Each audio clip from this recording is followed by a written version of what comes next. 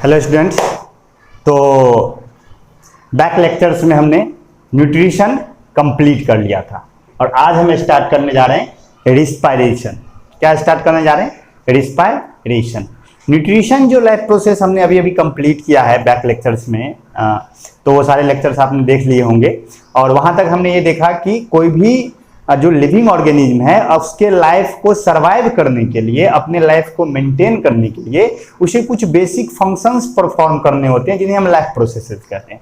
और life processes में सबसे पहला जो लाइफ प्रोसेस था वो न्यूट्रिशन था। आपको पता है 4 फंडामेंटल लाइफ प्रोसेसेस हैं: न्यूट्रिशन, रिस्पायरेशन, ट्रांसपोर्टेशन और एक्सक्रीशन। ये 4 हमें पढ़ने हैं इस चैप्टर के अंदर में। तो आज हम सेकेंड लाइफ प्रोसेस स्टार्ट करने वाले हैं जिसका नाम है रिस्पायरेशन। न्यूट्रिशन क्या था?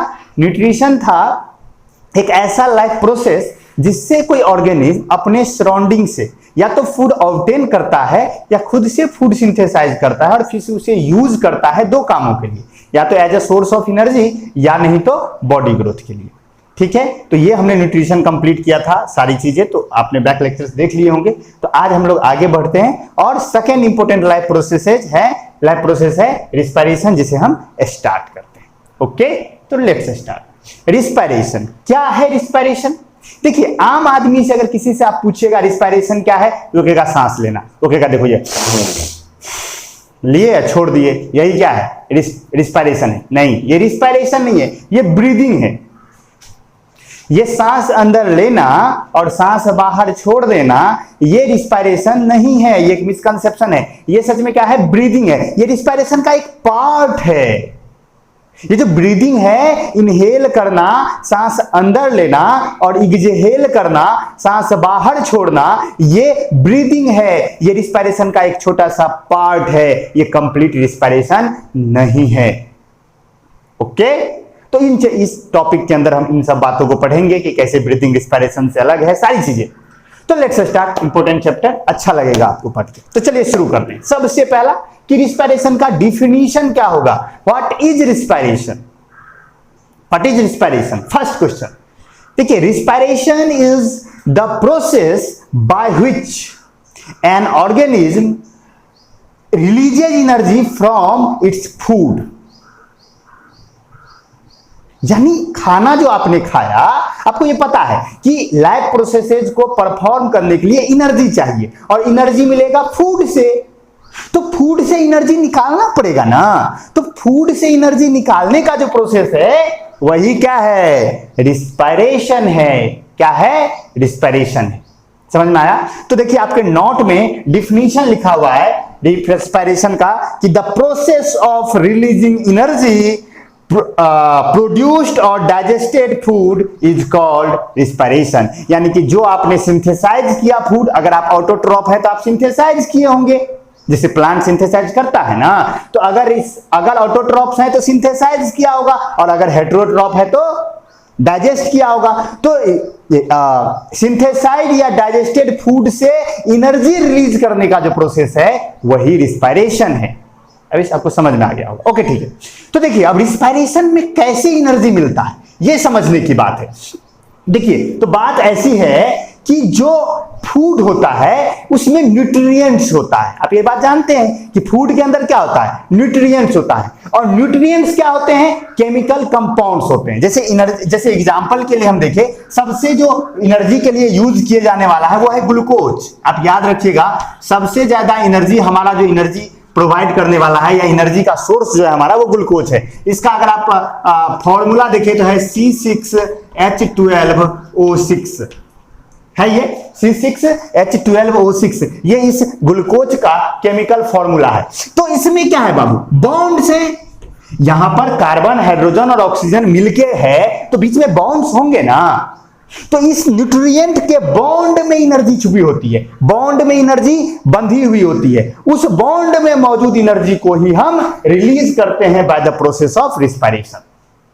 ओके, यानी न्यूट्रिएंट्स के बॉन्ड्स में जो एनर्जी ट्रैप्ड होती है उसी एनर्जी को हम रिलीज करते हैं by the process of respiration. Okay, तो आगे बढ़ते हैं, देखेंगे हम लोग इसको डिटेल्स में। तो देखिए सेकेंड पॉइंट आपके नोट में लिखा है कि nutrition hold energy in their chemical bonds. Nutrients held energy in their chemical bonds, यानी कि न्यूट्रिएंट्स के केमिकल बॉन्ड में क्या होता है, एनर्जी होता है, एनर्जी ट्रैप्ड होता है। And these bond energy are release in the process of respiration, यानी वही जो बॉन्ड में एनर्जी है ट्रैप्ड, उसी को रिलीज किया जाता है किससे, रिस्पायरेशन के प्रोसेस से। ठीक है, तो जैसे ग्लूकोज है तो ग्लूकोज के बॉन्ड में जो एनर्जी होगी उसी को हम रिस्पायरेशन के दौरान रिलीज कर लेंगे। सिंपल, समझ में आ गया। अब देखिए रिस्पायरेशन हो जाता है दो टाइप का, धीरे धीरे हम लोग शुरू कर रहे हैं। रिस्पायरेशन क्या है ये आपको समझ में आ गया। न्यूट्रिएंट्स से एनर्जी रिलीज करने का जो प्रोसेस है उसी को हम रिस्पायरेशन कहते हैं। हम इसको शॉर्ट में लिख सकते हैं process of releasing energy. Short में अगर आप देखना चाहें तो एनर्जी रिलीज करने का जो प्रोसेस है वही कहलाता है रिस्पायरेशन। ठीक है, और ये एनर्जी कहां से रिलीज होती है, न्यूट्रिएंट्स के बॉन्ड से। चलिए ठीक है, रिस्पायरेशन हो गया दो टाइप का। कितने टाइप का, दो टाइप का। फर्स्ट इज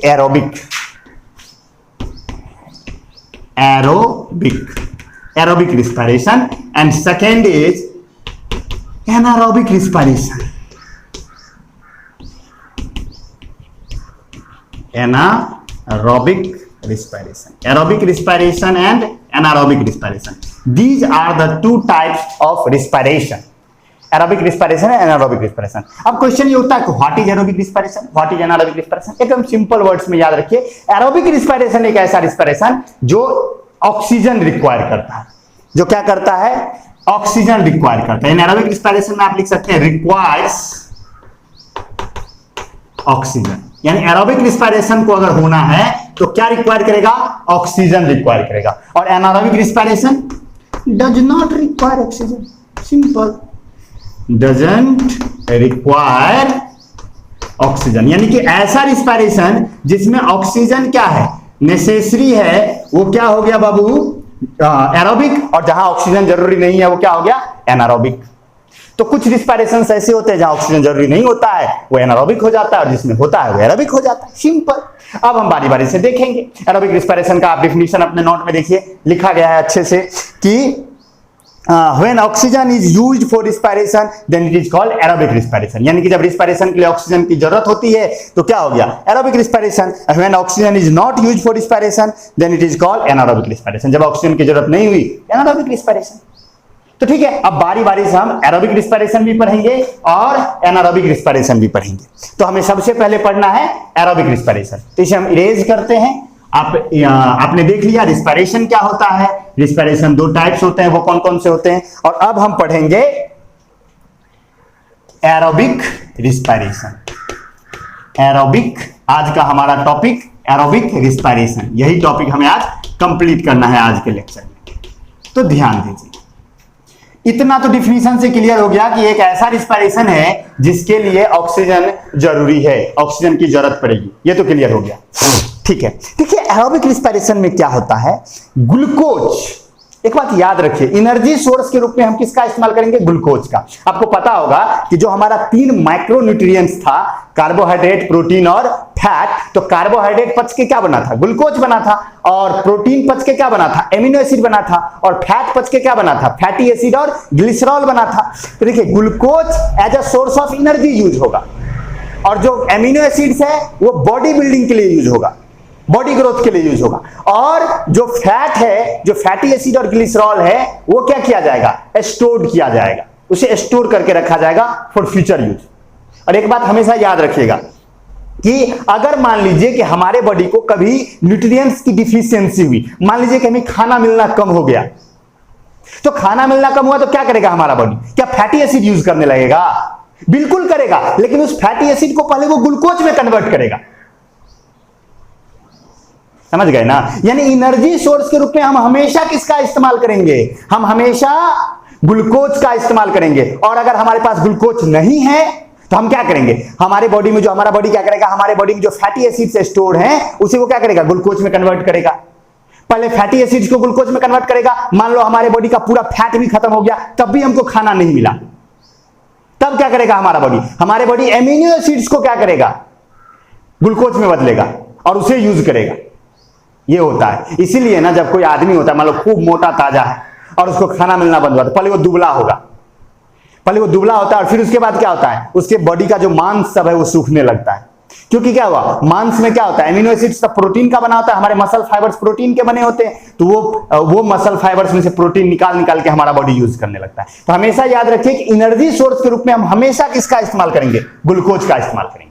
ओके, चलिए आगे बढ़ते हैं। तो एरोबिक रिस्पिरेशन ऑक्सीजन रिक्वायर करेगा। एरोबिक रिस्पिरेशन में होता क्या है, एरोबिक रिस्पिरेशन में ग्लूकोज को कंप्लीटली ब्रेक डाउन कर दिया जाता है, यानी कंप्लीटली तोड़ दिया जाता है कार्बन डाइऑक्साइड और वाटर में। यानी during aerobic respiration glucose is completely broken down into carbon dioxide and water and a large amount of energy is released। यानी जब एरोबिक रिस्पिरेशन होता है तो ग्लूकोज को पूरी तरह से कार्बन डाइऑक्साइड और वाटर में तोड़ दिया जाता है और वहां से बहुत ज्यादा अमाउंट में क्या रिलीज होता है, एनर्जी रिलीज होता है। समझ गए बात? तो देखिए नोट में लिखा हुआ होगा, एक पॉइंट लिखा है कि in aerobic respiration glucose is completely broken down into carbon dioxide and water by the process of oxidation. यानी कि ऑक्सीडेशन के प्रोसेस से उसे पूरी तरह से तोड़ दिया जाता है। यानी ऑक्सीडेशन मतलब क्या, ऑक्सीजन से रिएक्ट करना। आप याद कीजिए फोटोसिंथेसिस में कार्बन डाइऑक्साइड और वाटर का मिलके ग्लूकोज बना था। देखिए जरा ध्यान से, फोटोसिंथेसिस में क्या हुआ था, कार्बन डाइऑक्साइड था, वाटर था, दोनों मिलके ग्लूकोज बनाया था by the process of reduction.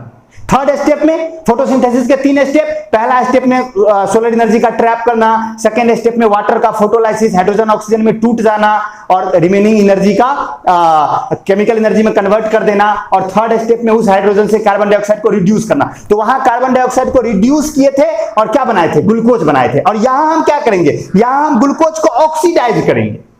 Just reverse process है, नहीं है, जस्ट रिवर्स प्रोसेस है। यानी फोटोसिंथेसिस में हमने रिड्यूस किया था और रिस्पिरेशन में हम क्या कर रहे हैं, ऑक्सीडाइज कर रहे हैं। हम उसे ऑक्सीजन से रिएक्ट करवाएंगे, ग्लूकोज को ऑक्सीडेशन होगा उसका और वो टूट जाएगा पूरी तरह से किसमें, कार्बन डाइऑक्साइड और वाटर में, और एनर्जी जो है हमारे बॉडी को मिल जाएगा। जिस सोलर एनर्जी को यूज करके ग्लूकोज को बनाया गया था वो एनर्जी हमें मिल गया, क्योंकि हमने फिर से उसे तोड़ दिया। तो वहां उसने बॉन्ड बनाने में एनर्जी लगाई थी, हमने बॉन्ड तोड़ करके एनर्जी प्राप्त कर ली, तो एनर्जी ट्रांसफर हो गया ना। तो यानी अल्टीमेटली हम में भी जो एनर्जी आया वो कौन सा एनर्जी आया, सोलर एनर्जी ही आया। देखिए नेचर कितना कमाल करता है। यानी पौधा जो है वो सोलर एनर्जी को क्या कर रहा है, यूज करके कार्बन डाइऑक्साइड और वाटर को मिला करके ग्लूकोज बना रहा है, और हम उस ग्लूकोज को फिर तोड़ करके कार्बन डाइऑक्साइड और वाटर बना रहे हैं और वो एनर्जी ले रहे हैं। यानी वो वहां क्रेडिट कर रहा है, हम डेबिट कर रहे हैं। समझ गए बात? चलिए ठीक है, आगे बढ़ते हैं। तो एरोबिक रिस्पिरेशन में ग्लूकोज को कंप्लीटली ब्रेक डाउन किया जाता है कार्बन डाइऑक्साइड और वाटर में, और एक large amount of energy release होती है। अब देखिए एनर्जी तो रिलीज हो गई, अब उस एनर्जी जो रिलीज हो गई तो एनर्जी को करेंगे क्या, हम यूज करेंगे। लेकिन एक बात बताइए, वो एनर्जी तुरंत हमारे बॉडी में यूज हो जाएगा क्या? नहीं होगा, वो एनर्जी तुरंत यूज नहीं होगा। उस एनर्जी को हमें क्या करना होगा, स्टोर करना होगा। उस एनर्जी को भी तो हमें स्टोर करना होगा। अब एनर्जी की जब हमें जरूरत होगी तब ना हम एनर्जी को यूज करेंगे, तो उस एनर्जी को हम स्टोर करेंगे in the form of ATP. ATP यानी कि जो एनर्जी रिलीज होगा, यानी एरोबिक रिस्पिरेशन में सबसे पहला पॉइंट क्या हुआ, सबसे पहला पॉइंट हुआ कि glucose is broken down, glucose is broken down into CO2 and H2O। समझ गए होंगे, मतलब कार्बन डाइऑक्साइड एंड वाटर। पहला ये हुआ, और second and energy is released, and energy is released. यानी सबसे पहले क्या हुआ, ग्लूकोज को तोड़ा गया कार्बन डाइऑक्साइड वाटर में और एनर्जी रिलीज हुआ। और किस प्रोसेस से तोड़ा हमने, ऑक्सीडेशन के प्रोसेस से, ये याद रखिएगा। इनटू CO2 एंड वाटर, यहां आप चाहे तो इंक्रीज मतलब ऐड भी कर सकते हैं by the process of oxidation, note में लिखा हुआ है तो कोई दिक्कत नहीं। चलिए आगे बढ़ते हैं। और सेकेंड फिर क्या किया हमने, रिलीज एनर्जी, जो एनर्जी रिलीज हुआ, रिलीज एनर्जी उसे हमने क्या किया, स्टोर किया स्टोर्ड किया in the form of ATP, in the form of ATP. ATP का फुल फॉर्म है एडिनोसिन ट्राइफॉस्फेट। हम लोग देखेंगे कैसे एटीपी बनता है, कभी जस्ट हम देखने वाले कुछ देर में। तो जो एनर्जी रिलीज होगा उसे हम क्या करेंगे, एटीपी के फॉर्म में स्टोर कर लेंगे, और फिर जब जरूरत होगा तो इस एटीपी से हम एनर्जी ले लेंगे। जैसे किसान अन्न उपजाता है, तो अन्न उपजाता है तो उस अन्न को घर लाता है, तो अन्न को बेच करके घर में करेंसी रख लेता है ना, और फिर जब उसे जरूरत होती है तो उस करेंसी का यूज करता है। तो हम भी तो वही कर रहे हैं। हमने क्या किया, ग्लूकोज को में से रिस्पायरेशन के प्रोसेस से एनर्जी निकाल लिया और एटीपी के रूप में करेंसी रख लिया, इसलिए एटीपी को energy currency of the cell कहा जाता है। एटीपी को क्या कहा जाता है, energy currency of the cell. तो एनर्जी जो मिला उसे हमने क्या किया, एटीपी में कन्वर्ट कर दिया, और जब हमें जरूरत होगी उस एटीपी का यूज करके हम फिर से प्राप्त कर लेंगे। ओके, एनर्जी फिर से प्राप्त कर लेंगे। तो रिलीज एनर्जी को स्टोर करते हैं एटीपी के फॉर्म में। चलिए, ये जो एरोबिक रिस्पायरेशन है वो 4 स्टेप में परफॉर्म होता है। ध्यान दीजिएगा, ये जो एरोबिक रिस्पायरेशन है वो कितने स्टेप्स में परफॉर्म्ड इन 4 स्टेप्स। ध्यान दीजिएगा, एरोबिक रिस्पायरेशन 4 स्टेप्स में होता है। 4 स्टेप्स। सबसे पहले क्या देखते हैं, 4 स्टेप। जैसे 4 स्टेप, जैसे फोटोसिंथेसिस 3 स्टेप में होता था ना, उसी तरह एरोबिक रिस्पायरेशन कितने स्टेप्स में होते हैं, 4 स्टेप्स में होते हैं। सबसे पहला स्टेप है आपका कि सबसे पहले जो ऑर्गेनिज्म एरोबिक रिस्पायरेशन करेगा, और एक बात याद रखिएगा, जो ऑर्गेनिज्म एरोबिक रिस्पायरेशन करते हैं उसे हम एरोब्स कहते हैं, और जो एनारोबिक रिस्पायरेशन करते हैं उसे हम एनारोब्स कहते हैं। जो एरोबिक रिस्पायरेशन करते हैं उसे हम एरोबिक कहते हैं या एनारोब्स कहते हैं, एरोब्स कहते हैं, और जो एनारोबिक रिस्पायरेशन करता है उसे हम एनारोब्स कहते हैं। तो जो भी एरोबिक रिस्पायरेशन करने वाले होंगे उन्हें सबसे पहले क्या चाहिए बाबू, उन्हें सबसे पहले ऑक्सीजन चाहिए, क्योंकि ऑक्सीडेशन करना है ग्लूकोज का। तो फर्स्ट स्टेप में ऑर्गेनिज्म क्या करेगा, अपने सराउंडिंग से ऑक्सीजन को अपने बॉडी के अंदर लेगा। 4 स्टेप में पहला स्टेप हो गया कि intake of oxygen from environment. First step, intake of oxygen from environment से ऑक्सीजन लेगा। एंड द सेकेंड स्टेप क्या होगा, सेकेंड स्टेप में उस ऑक्सीजन का यूज करके ग्लूकोज को ऑक्सीडाइज करेगा। उस ऑक्सीजन का यूज करके क्या करेगा, ग्लूकोज को ऑक्सीडाइज करेगा। तो second step is oxidation of glucose by the taken oxygen. Oxygen जो लिया उससे उसको ऑक्सीडाइज करेगा। थर्ड स्टेप में क्या होगा, जब उसका ऑक्सीडेशन होगा एनर्जी रिलीज होगी। तो energy is release. Third step में क्या हो जाएगा, जब ऑक्सीडेशन होगा तो एनर्जी रिलीज होगा और वो स्टोर किया जाएगा और फॉर्म किया जाएगा क्या, एटीपी में। तो थर्ड स्टेप में क्या हुआ, ये देखिए फर्स्ट स्टेप, सबसे पहले मैं फिर से बताता हूं। सबसे पहले क्या किया, इनटेक किया गया एनवायरनमेंट से ऑक्सीजन। सेकंड स्टेप में उस ऑक्सीजन का यूज करके ग्लूकोज को ऑक्सीडाइज किया गया।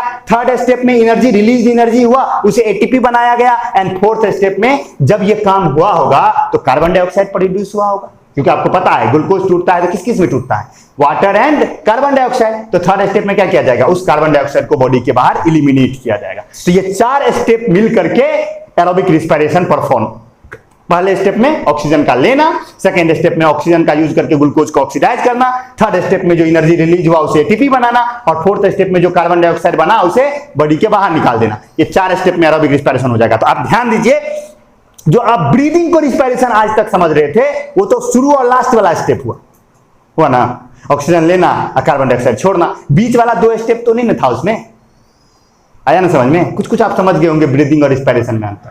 चलिए ठीक है, और आगे और क्लियर होगा जब ह्यूमन में रिस्पायरेशन आएंगे तो वहां और अच्छे से क्लियर होगा। तो ये 4 स्टेप्स हैं। 4 स्टेप्स क्या है आप समझ गए। चलिए आगे बढ़ते हैं। तो जब होता है तो फाइनल जो रिएक्शन होगा वो ऐसा होगा कि C6H12O6, अगर हम इसका फॉर्मूला बनाए तो C6H12O6 का क्या होगा, ऑक्सीडेशन होगा। क्या होगा, ऑक्सीडेशन होगा। और यानी कि यहां पर हम चाहे तो लिखते हैं इसे C6H12O6 प्लस O2, इसका ऑक्सीडेशन होगा और ये बनाएगा क्या, CO2 plus H2O plus energy. Energy किसके फॉर्म में, ATP के फॉर्म में। जरा अगर गौर से देखिए तो ये रिएक्शन जस्ट फोटोसिंथेसिस का अपोजिट है। फोटोसिंथेसिस का रिएक्शन अगर आपको ध्यान हो थोड़ा सा भी तो क्या था, CO2 प्लस H2O अब मिलके क्या बना रहा था, C6H12O6 प्लस O2 बना रहा था ना। जरा देखिए इसमें जो इसके प्रोडक्ट में है वो इसके रिएक्टेंट में है, और जो इसके रिएक्टेंट में है वो उसके प्रोडक्ट में है, यानी जस्ट रिवर्स प्रोसेस। तो फोटोसिंथेसिस और रिस्पायरेशन यही दोनों मिलकर दुनिया चला रहा।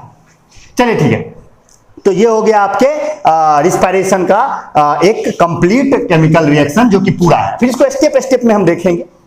तो इतना तक आप समझ गए कि एरोबिक रिस्पायरेशन क्या है, एरोबिक रिस्पायरेशन में क्या होता है, कितने स्टेप्स में होता है।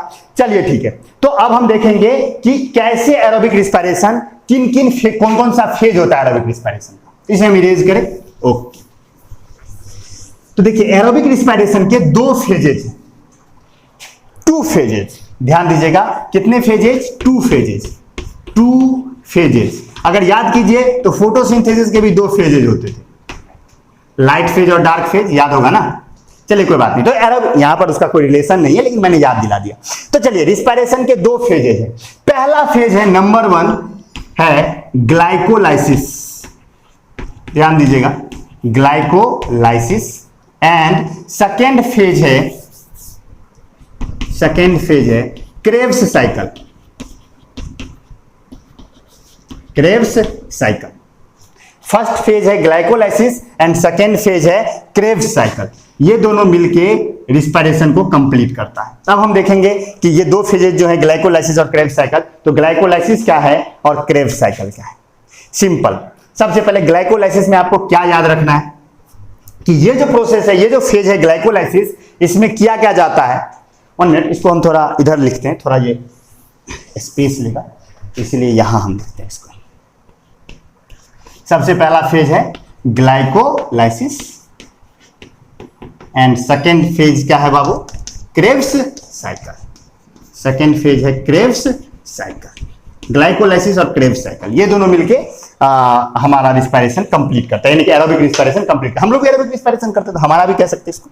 तो ग्लाइकोलाइसिस में क्या होता है, जो ग्लूकोज है, ग्लूकोज जो कि 6 कार्बन वाला एक मॉलिक्यूल है। ग्लूकोज का फार्मूला क्या है, C6H12O6, 6 कार्बन वाला मॉलिक्यूल है ना। तो इसमें क्या किया जाएगा कि ग्लूकोज जो है वो तोड़ा जाएगा। ग्लूकोज इज ब्रोकन डाउन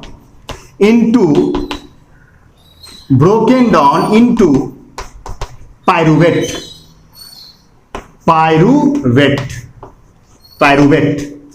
समझ गए, ग्लूकोज को तोड़ा जाता है किसमें, पायरूवेट में। अब आपको कहे सर ये पायरूवेट क्या है, पायरूवेट 3 कार्बन वाला एक मॉलिक्यूल है, यानी ग्लूकोज जो कि 6 कार्बन वाला एक मॉलिक्यूल था उसे तोड़ा गया 3 कार्बन वाले मॉलिक्यूल में। समझ गए। तो ग्लाइकोलाइसिस में होता क्या है, glucose is broken down into pyruvate, यानी 6 कार्बन मॉलिक्यूल वाले ग्लूकोज को तोड़ करके 3 कार्बन वाला मॉलिक्यूल पायरूवेट बनाया जाता है। यही होता है ग्लाइकोलाइसिस में। ये होता कहां आता है, ये होता है परफॉर्म्ड इन साइटोप्लाज्म। ये जो खेल है वो सेल के अंदर हो रहा है, तो ये कहां होगा, साइटोप्लाज्म में होगा। साइटोप्लाज्म आप जानते हैं, सेल के अंदर, सेल और न्यूक्लियस के बीच में जो खाली जगह होता है उसमें एक fluid like jelly like fluid भरा होता है जिसे हम साइटोप्लाज्म कहते हैं। तो ये ग्लाइकोलाइसिस का जो प्रोसेस है वो कहां होगा, साइटोप्लाज्म में होगा। और इसमें होगा क्या, 6 कार्बन वाले ग्लूकोज को तोड़ करके 3 कार्बन वाला पायरूवेट बनाया जाएगा। समझ गए। और पायरूवेट को आप पायरूविक एसिड भी कहते हैं। तो कई जगह पे आप बुक्स में देखेंगे पायरूविक एसिड लिखा रहेगा, तो घबराना नहीं है, पायरूवेट या पायरूविक एसिड बात एक ही है। समझ गए। जब ग्लाइकोलाइसिस होता है, यहां याद रखिएगा ये जो है ये ऑक्सीजन इसमें रिक्वायर्ड नहीं होता, ऑक्सीजन इज नॉट रिक्वायर्ड। इस प्रोसेस में ऑक्सीजन रिक्वायर्ड नहीं है। And it is common in both aerobic and anaerobic respiration. आप देखिएगा जब एनारोबिक हम पढ़ेंगे तो वहां भी ये होगा, common in both aerobic and anaerobic respiration. Anaerobic respiration यानी ग्लाइकोलाइसिस दोनों केस में होगा, चाहे एरोबिक रिस्पायरेशन हो या एनारोबिक रिस्पायरेशन, और इसमें ऑक्सीजन रिक्वायर्ड नहीं है। ये लाइन याद रखने की, यानी एरोबिक रिस्पायरेशन का जो पहला फेज है ग्लाइकोलाइसिस, उसमें ऑक्सीजन रिक्वायर्ड नहीं है। चलिए ठीक है, तो ग्लूकोज को तोड़ दिया गया, इसको चलिए हम बाद में ही करेंगे, इसी को लिखते चलें। यानी कि इस प्रोसेस में क्या हो गया, ग्लूकोज को तोड़ा गया, ग्लूकोज का ग्लाइकोलाइसिस किया गया और आपको मिला 2 पायरुवेट। एक ग्लूकोज को तोड़ने पर आपको कितना पायरुवेट मिला है बाबू, 2 पायरुवेट, प्लस आपको मिलेगा 2 एटीपी। यानी यहां भी क्या होगी, एनर्जी रिलीज होगी। यानी यहां जो ग्लूकोज को तोड़ा जाएगा तो यहां भी एनर्जी रिलीज होगी, और कितनी एनर्जी रिलीज होगी, इतनी एनर्जी रिलीज होगी जिससे हम 2 एटीपी बना पाएंगे। कितने एटीपी बना पाएंगे, 2 एटीपी। यानी कि जब आप ग्लूकोज का ग्लाइकोलाइसिस करते हैं तो आपको 2 पायरुवेट मिलता है, साथ ही साथ आपको 2 एटीपी भी मिल जाता है। अब सेकेंड फेज स्टार्ट होगा, और वो सेकेंड फेज क्या होगा, क्रेब्स साइकिल। तो शायद आपको ग्लाइकोलाइसिस समझ में आया होगा। ओके ठीक है, तो ग्लाइकोलाइसिस एक ऐसा प्रोसेस था जिससे कि जो कि साइटोप्लाज्म में होता था, और इसमें ग्लूकोज को ब्रोकन डाउन किया जाता था 2 पायरुवेट में, और वहां एनर्जी रिलीज होती थी। इसके लिए ऑक्सीजन रिक्वायर्ड नहीं है, और 2 एटीपी आपको मिलता था। यानी कि इतना एनर्जी निकलता था कि 2 एटीपी आप उससे बना सके। और अब है सेकेंड स्टेप, जिसे हम कहते हैं सेकेंड फेज, जो कि होता है क्रेब्स साइकिल। अब क्रेब्स साइकिल में क्या होगा, अब देखिए, ग्लाइकोलाइसिस होने के बाद जो पायरुवेट बना ना, अब उस पायरुवेट को ले जाया जाएगा माइटोकॉन्ड्रिया के अंदर। याद कीजिए, आपने जब 9th में सेल चैप्टर पढ़ा था तो वहां आपने बोला था power house of the cell mitochondria. यानी एनर्जी सप्लाई कहां से होगा, माइटोकॉन्ड्रिया से होगा। तो यानी इस एनर्जी को, यानी वो जो ग्लूकोज जो पायरुवेट में बदला था, उस पायरुवेट को अब ले जाया जाएगा कहां, माइटोकॉन्ड्रिया के अंदर। और माइटोकॉन्ड्रिया का अगर आपको डायग्राम याद हो तो मैं थोड़ा सा बात कर लेता हूं, अगर आपको याद हो, आपको आ जाए तो बढ़िया, नहीं है तो कोई बात नहीं। क्रेब्स साइकिल पे कोई ज्यादा डिटेल्स में हमें जाना नहीं है, सीबीएसई 10th पूछता भी नहीं है, ये थोड़ा सा अप कर रहे हैं जिससे कि आपको नॉलेज हो। तो क्रेब्स साइकिल में होता क्या है, आपको याद होगा, अगर माइटोकॉन्ड्रिया का आपको डायग्राम याद हो तो मैं यहां पे बना के दिखाता हूं। माइटोकॉन्ड्रिया कुछ ऐसा सा होता है, आपको बनवाया गया था क्लास में, ऐसे फिंगर लाइक इसमें से निकले हुए होते हैं, ऐसे होता है ना, याद आया होगा आपको। तो ऐसे होता है, इसका एक पीस है, और ये आउटर मेम्ब्रेन होता था, डबल मेम्ब्रेन बाउंड होता था mitochondria. Double membrane bound cell organelles में से एक था। तो ये आउटर मेम्ब्रेन था और ये इनर मेम्ब्रेन था। और इनर मेम्ब्रेन में फिंगर लाइक प्रोजेक्शंस निकले होते थे, जिसे हम क्रिस्टेई कहते थे। और क्रिस्टेई पर ही मौजूद होता है F0 F1 पार्टिकल। ना याद रहे कोई बात नहीं, घबराना नहीं है कि ये सब नहीं आ रहा, अगर नहीं भी आ रहा कोई बात नहीं, लेकिन आप समझ लीजिए कि जो फिंगर लाइक प्रोजेक्शंस, ये जो क्रिस्टेई देख रहे हैं आप, ये है क्रिस्टेई। ये जो आप फिंगर लाइक देख रहे हैं, फिंगर लाइक एक और चीज आता है विल्लाई, न्यूट्रिशन में याद होगा, स्मॉल इंटेस्टाइन के वाल में निकला था फिंगर लाइक। तो यहां पर माइटोकॉन्ड्रिया में भी फिंगर लाइक निकला हुआ, जिसे हम क्या कहते हैं, क्रिस्टेई कहते हैं। और इस क्रिस्टेई पे मौजूद होता है F0 F1 पार्टिकल, और वही F0 F1 particle Krebs cycle को परफॉर्म करता है।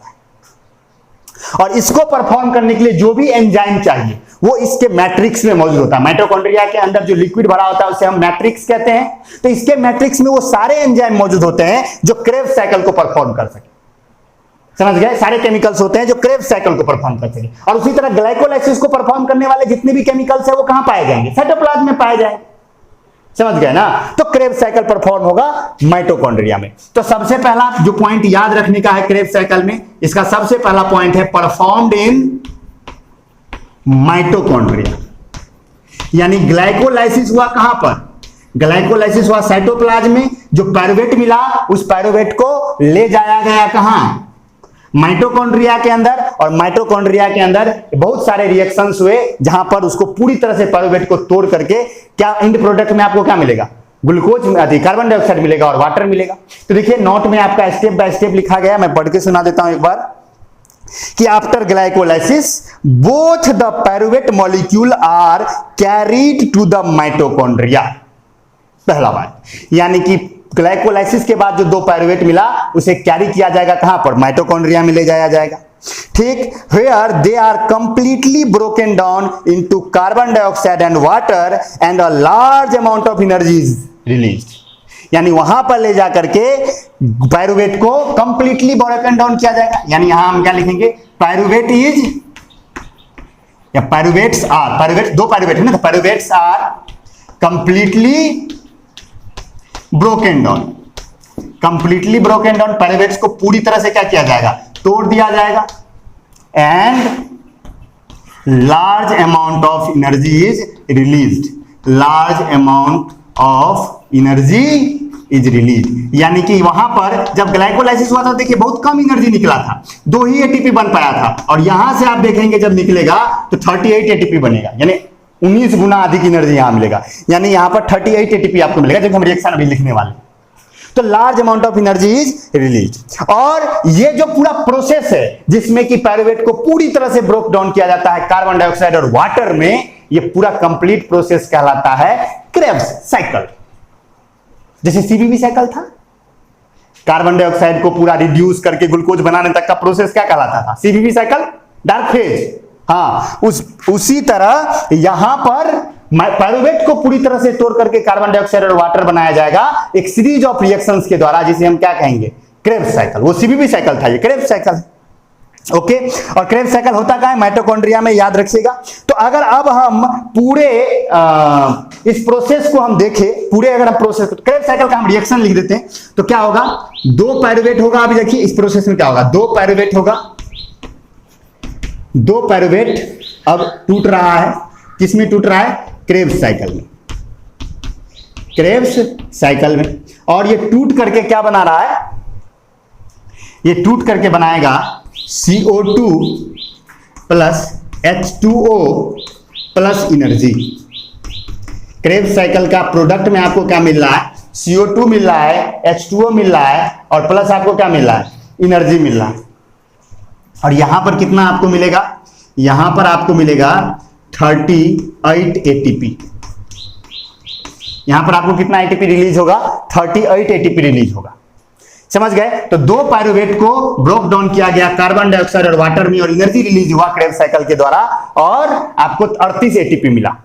और देखिए इन प्रोडक्ट मिल गया आपका, कार्बन डाइऑक्साइड और वाटर मिल गया।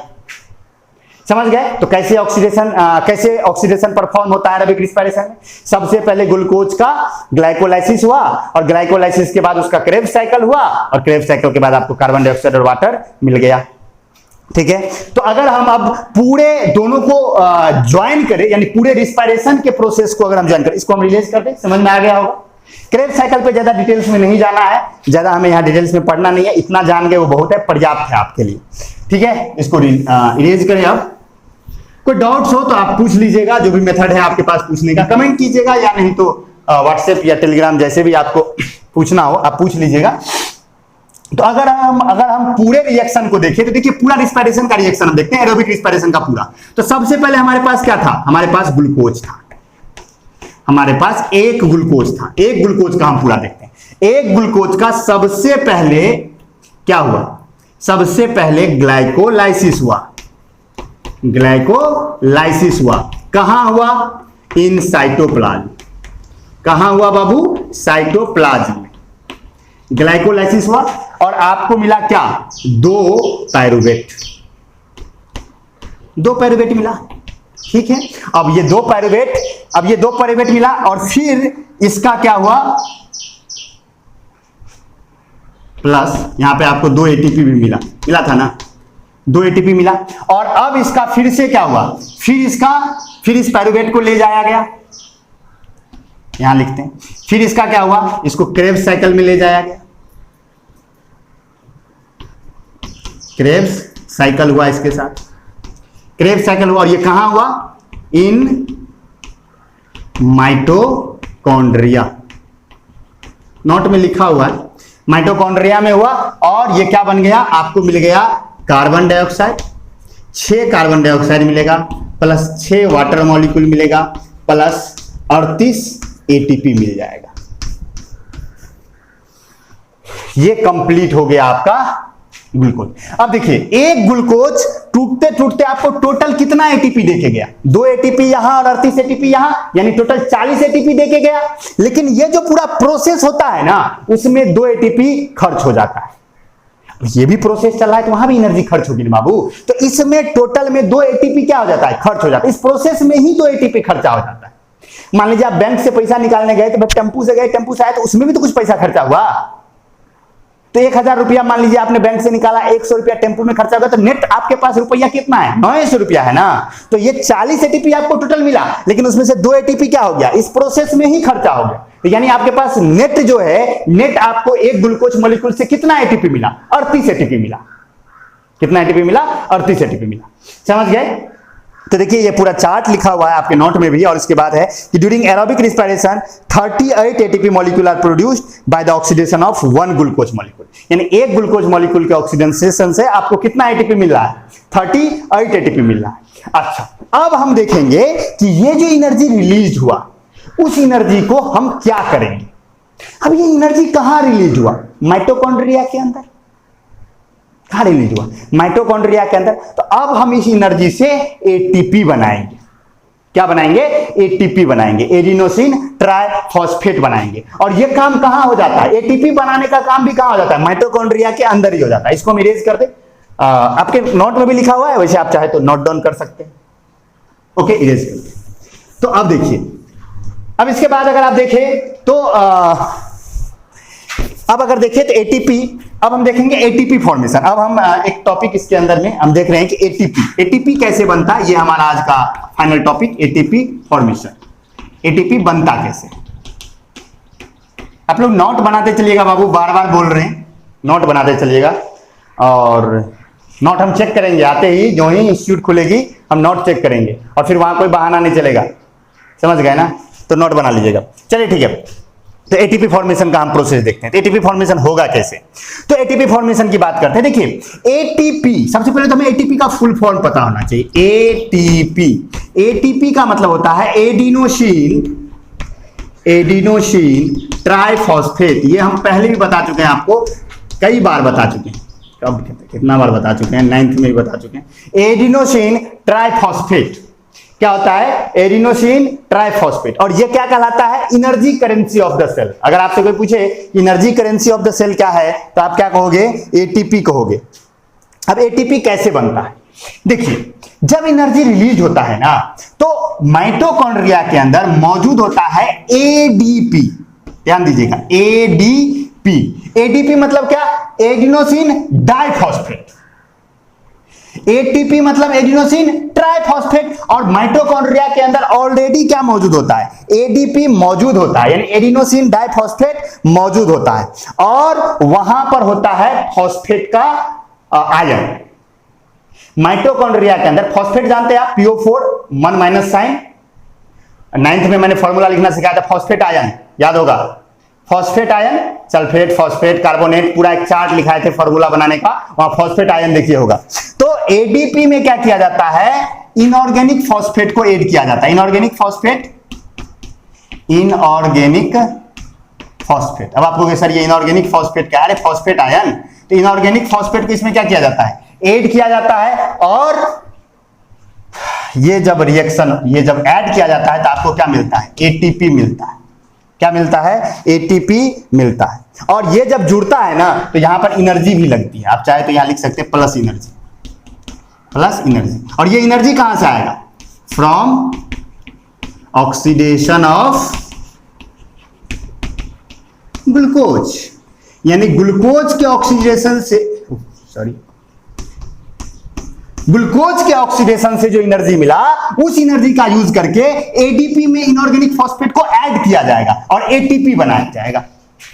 और एटीपी बन गया तो एनर्जी क्या हो गया, यहां पे लग गया ना। अब ये एनर्जी कहां है, एटीपी के अंदर है। और जब हमें एनर्जी की जरूरत होगी, इस एटीपी को हम क्या करेंगे, हाइड्रोलाइसिस करेंगे। एटीपी को जो ही पानी से रिएक्ट करवाएंगे, एटीपी एडीपी और इनऑर्गेनिक फॉस्फेट में फिर से टूट जाएगा। एटीपी का ये गुण होता है कि जो ही पानी से ये पानी के संपर्क में आता है, तो ये टूट जाता है किस किस में, एडीपी और इनऑर्गेनिक फॉस्फेट में। और फिर से वो टूट जाएगा और जो एनर्जी है वो हमें मिल जाएगा, और उस एनर्जी का हम फिर यूज कर लेंगे जहां हमें यूज करना हो। यानी रिस्पायरेशन के दौरान जो एनर्जी मिला, उससे उसको यूज करके हमने एडीपी और इनऑर्गेनिक फॉस्फेट को जोड़ करके एटीपी बना दिया। और जब हमें एनर्जी की जरूरत होगी तो एटीपी फिर पानी के संपर्क में लाया जाएगा, उसका हाइड्रोलाइसिस हो जाएगा और एडीपी और इनऑर्गेनिक फॉस्फेट हमें फिर से मिल जाएगा और एनर्जी हमें मिल जाएगी। देखिए एक चार्ट सा लिखा हुआ है, हम पढ़ के सुना देते हैं। कि the energy release during respiration is use in forming bond between ADP and inorganic phosphate, इन दोनों के बीच में बॉन्ड बनाने में यूज हो जाता है। To synthesise ATP, whenever the cell requires energy, ATP molecule is broken down into ADP and inorganic phosphate by hydrolysis। किससे? हाइड्रोलिसिस। हाइड्रोलिसिस मतलब पानी से तोड़ना। By hydrolysis and release energy is used by the cell in different activities, यानी जो energy वहां release होगा उसे अलग अलग एक्टिविटीज में सेल यूज कर लेगा। तो ये पूरा खेल था एटीपी फॉर्मेशन का। तो ये सारा खेल चलता है। तो यही था हमारा एरोबिक रिस्पायरेशन। आई होप आपने पूरा समझ लिया होगा कि आज के क्लास में हमने क्या क्या बात की। हमने रिस्पायरेशन इंट्रोड्यूस किया कि process of releasing energy is called respiration. Respiration में एनर्जी आता कहां से है? तो न्यूट्रिएंट्स के बीच में जो बॉन्ड्स होते हैं उससे आता है। फिर उसके बाद जो हमने देखा कि दो तरह का है, एरोबिक एनारोबिक। एरोबिक वो जहां ऑक्सीजन रिक्वायर होता है, एनारोबिक वो वहां जहां ऑक्सीजन रिक्वायर नहीं होता है। फिर हमने एरोबिक रिस्पायरेशन को डिटेल्स में स्टडी किया। एरोबिक रिस्पायरेशन जो है वो 4 स्टेप में परफॉर्म होता है। पहले स्टेप में ऑक्सीजन लिया जाता है, फिर उसके बाद उस ऑक्सीजन का यूज करके ग्लूकोज को ऑक्सीडाइज किया जाता है, जो एनर्जी रिलीज हुई उससे एटीपी बनाया जाता है, और लास्ट स्टेप में उस कार्बन डाइऑक्साइड को बॉडी के बाहर इलिमिनेट कर दिया जाता है। फिर हमने देखा कि 2 फेजेज में होता है। पहला फेज है ग्लाइकोलाइसिस, दूसरा फेज है क्रेब्स साइकिल। ग्लाइकोलाइसिस में ग्लूकोज जो कि 6 कार्बन वाला मॉलिक्यूल है उसे हम 3 कार्बन वाले मॉलिक्यूल यानी पायरुवेट में बदलते हैं। एक ग्लूकोज को तोड़ के 2 पायरुवेट मिलता है। ये काम पूरा का पूरा साइटोप्लाज्म के अंदर होता है। फिर हम जो है सो उस पायरुवेट को माइटोकॉन्ड्रिया के अंदर ले जाते हैं। माइटोकॉन्ड्रिया के अंदर क्रेब्स साइकिल होता है, जहां पर उस पायरुवेट को पूरी तरह से ब्रोकन डाउन कर दिया जाता है वाटर और कार्बन डाइऑक्साइड में, और लार्ज अमाउंट ऑफ एनर्जी निकलती है। और जहां जो एनर्जी निकलती है उससे 38 एटीपी बनता है। ग्लाइकोलाइसिस से भी एनर्जी निकलती है, उससे 2 एटीपी बनता है। तो इस तरह से हमने देखा कि पूरे रिस्पायरेशन के प्रोसेस में एक ग्लूकोज टूट करके 6 कार्बन डाइऑक्साइड, 6 वाटर मॉलिक्यूल, और आपको 38 एटीपी गेन होता है। सच में 40 एटीपी रिलीज होता है, 2 एटीपी इस प्रोसेस में ही खर्च हो जाता है। तो नेट गेन आपका 38 एटीपी होता है। और लास्ट में हमने देखा कि एटीपी कैसे बनता है। वो एनर्जी जो है यूज करके एडीपी और इनऑर्गेनिक फॉस्फेट के बीच में बॉन्ड बना करके एटीपी बना दिया जाता है। और जब भी इस सेल को एनर्जी की जरूरत होगी तो क्या करेगा? उस एटीपी को फिर से हाइड्रोलिसिस करके उसको एडीपी और इनऑर्गेनिक फॉस्फेट में बदल करके एनर्जी गेन कर लेगा।